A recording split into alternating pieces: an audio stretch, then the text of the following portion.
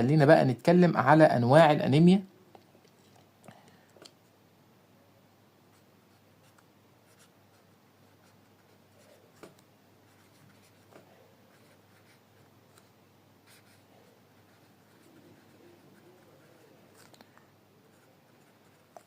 هنتكلم دلوقتي مع بعض على انواع الانيميا، وعايزكم تركزوا معايا، وبعد الفيديو ده اوعدكم اللي انتوا اي نتيجة صورة دم كاملة هنعرف ان شاء الله نطلع منها ونستنتج نوع الانيميا اللي معانا، وندي كومنت مظبوط وكومنت صح.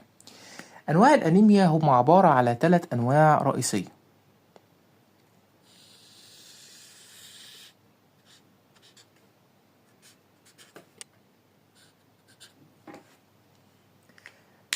هكتب لكم الانواع وبعد كده هنفهم مع بعض كل نوع معناه ايه بالتفصيل.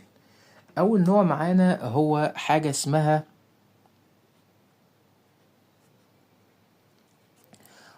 مايكروسيتك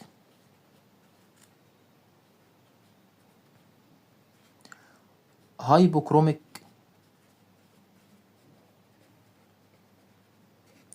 انيميا.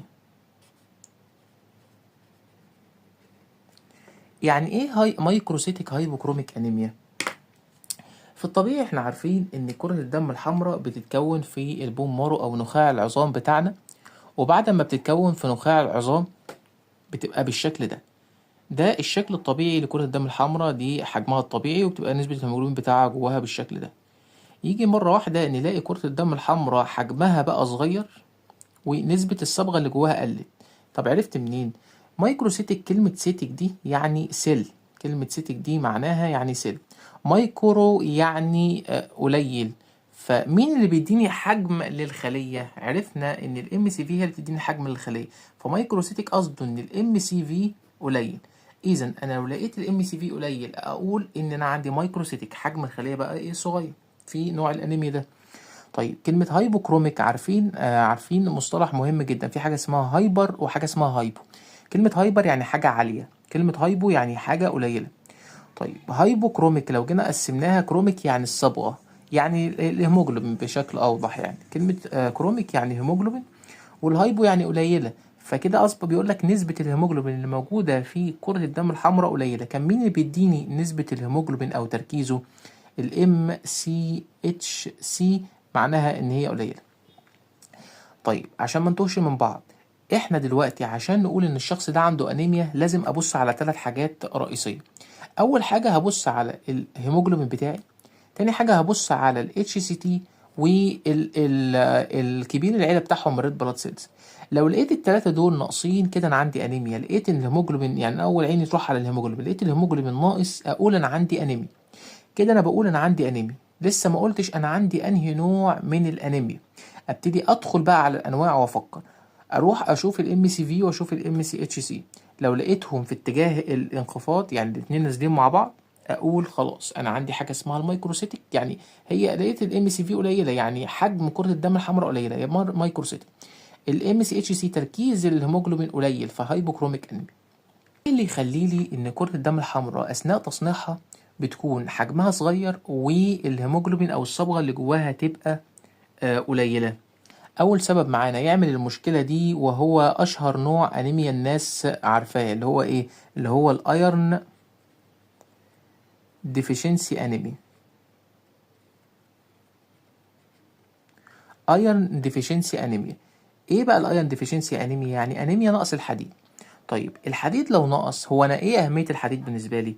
الحديد ده عنصر مهم جدا، ان هو يروح يتحد مع حاجة اسمها البروتوبورفرين ويكون مركب اسمه الهيم. الهيم ده يروح يتحد مع الجلوبين اللي هو البروتين ويكون لي الهيموجلوبين. لحد كده ده نظام تصنيع كرات الدم الحمراء.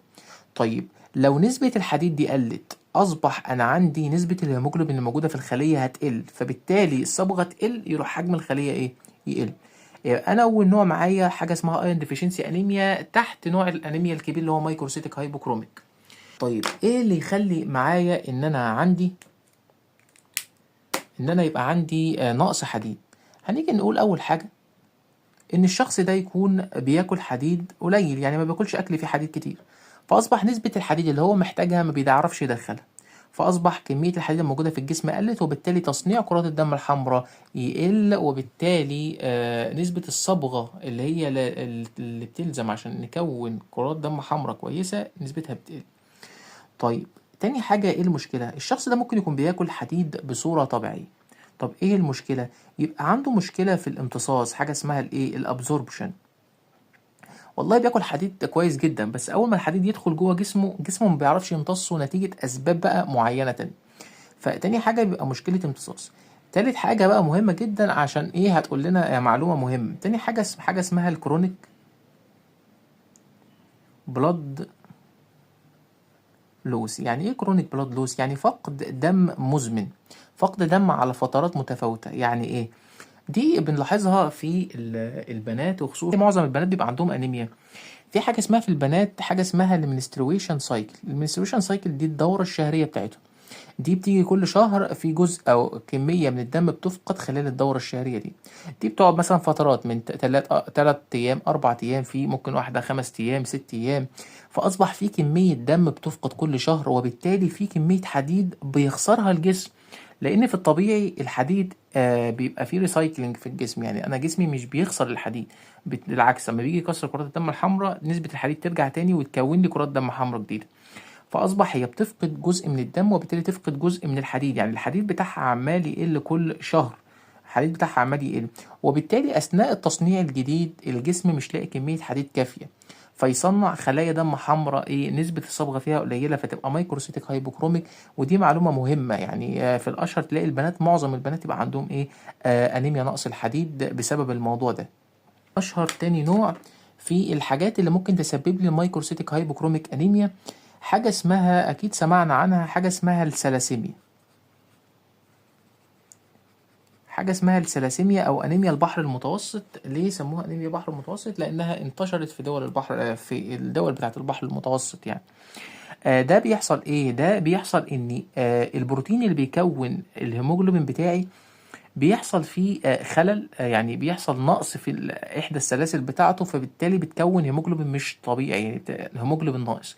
فيجي الهيموجلوبين الناقص ده يجي يكون كرات الدم الحمراء، هو مش مكتمل. فاصبح كميته الموجوده جوه كرة الدم الحمراء تبقى نسبتها قليله، واصبح كميه الصبغه او كميه الهيموجلوبين اللي موجود في الحديد يقل هو كمان. فتبان لك الخليه ان هي ايه؟ صغيره. الخليه تبقى صغيره، ونسبه الصبغه برضو اللي فيها ايه؟ قليله.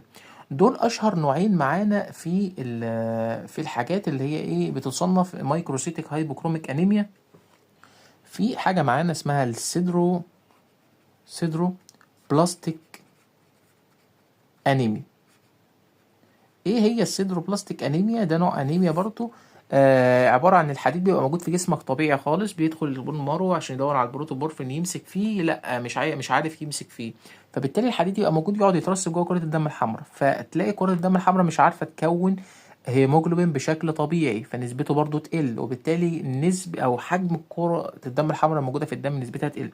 وبرضو تلاقي جزء من الكرات كده تلاقي الهيموجلوبين بتاعها مترسب فيها بالشكل ده.